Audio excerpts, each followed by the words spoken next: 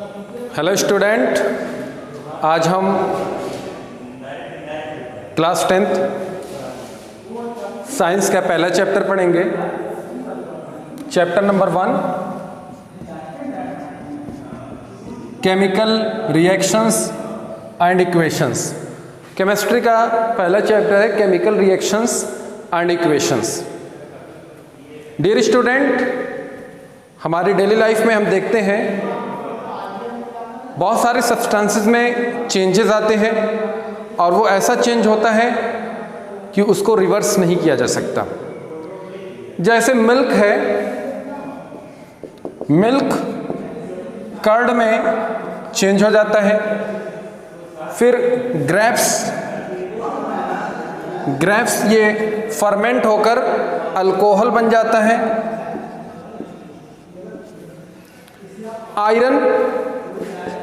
Iron ये react करके ये चेंज हो जाता है रस्ट में। और हम जो फूड लेते हैं, हम माउथ से लेते हैं बॉडी में, ये फूड डाइजेस्ट हो जाता है। फूड जब कुक किया जाता है किचन में तो ये भी चेंज हो जाता है, कुकिंग ऑफ फूड। और रिस्पिरेशन प्रोसेस है, हम ऑक्सीजन ब्रीथ इन करते हैं और कार्बन डाइऑक्साइड ब्रीथ आउट करते हैं, तो ये रिस्पिरेशन प्रोसेस, ये सारे के सारे जो प्रोसेस हैं इसमें चेंजेस आते हैं, इसमें केमिकल चेंजेस आते हैं। ये सब एग्जाम्पल हैं केमिकल चेंज के।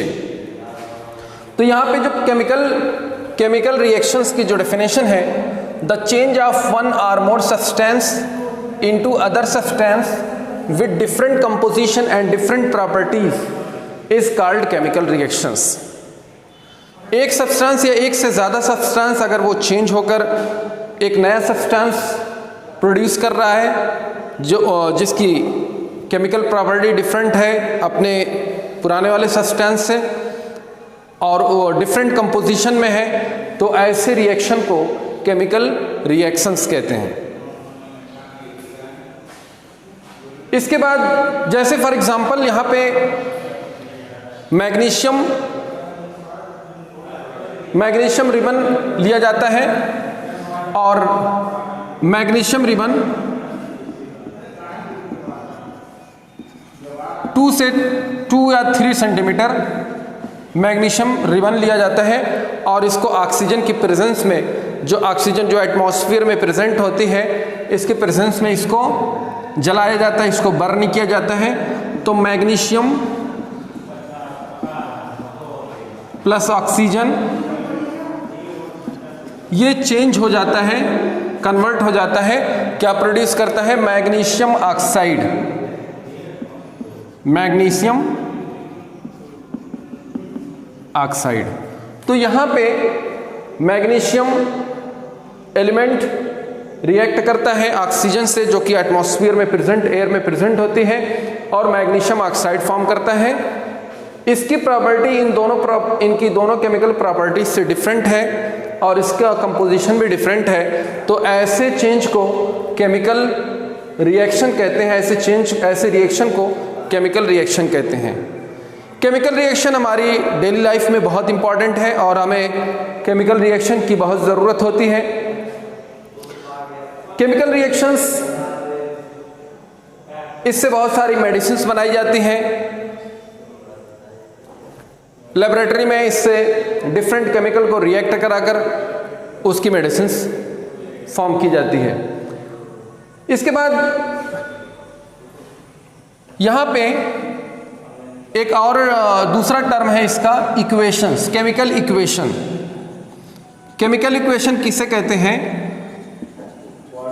Chemical equation is the symbolic representation of chemical reaction. Chemical reaction का सिंबॉलिक रिप्रेजेंटेशन इसे केमिकल इक्वेशन कहते हैं।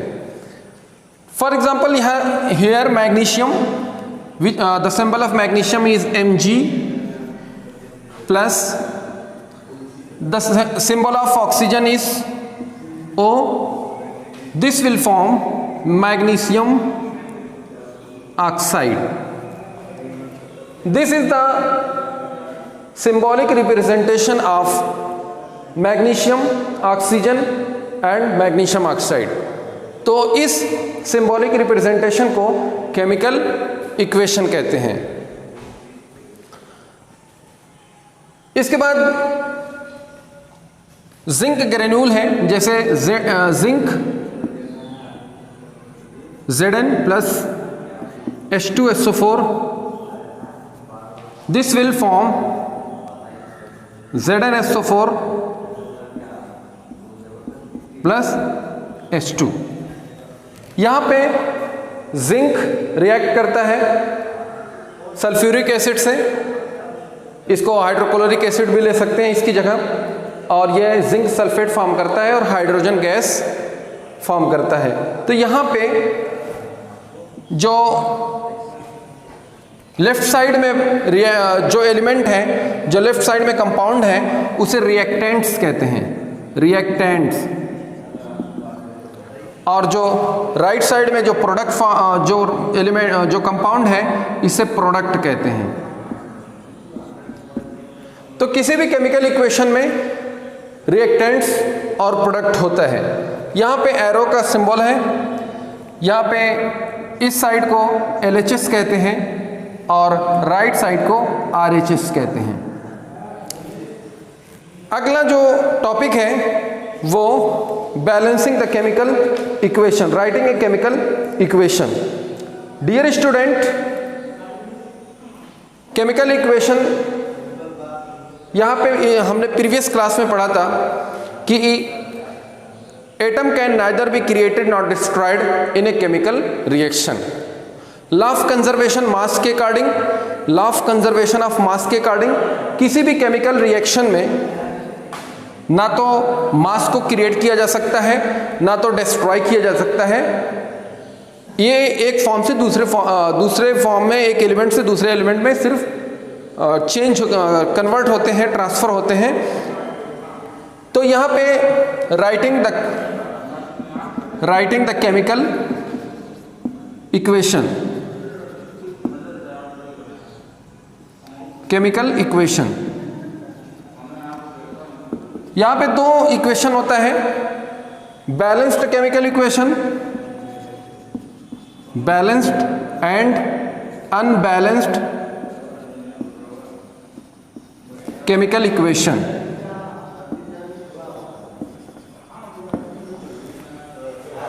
बैलेंस्ड केमिकल इक्वेशन और अनबैलेंस्ड केमिकल इक्वेशन किसे कहते हैं?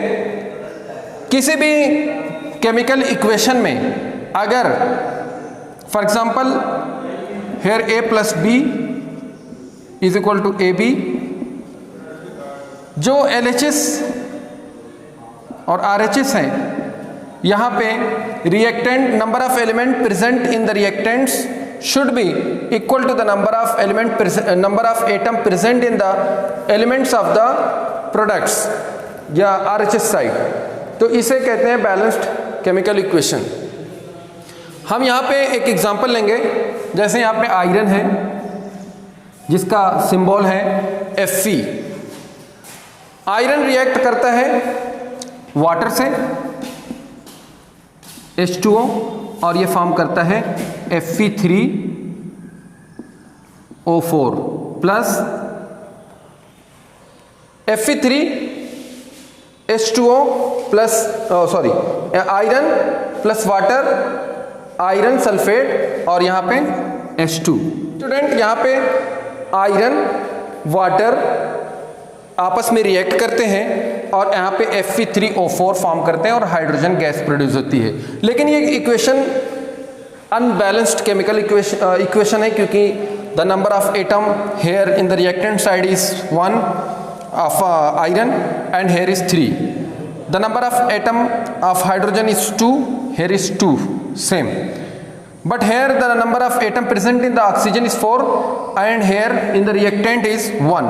So we will have to balance this equation. Then it will be Fe H2O O Fe3O4 plus H2.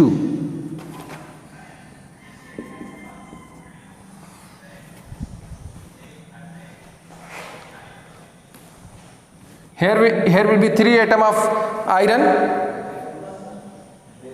Here is in the product side, the number of atom present in the iron is same, but for hydrogen, for oxygen, we will have to take number of atom 4.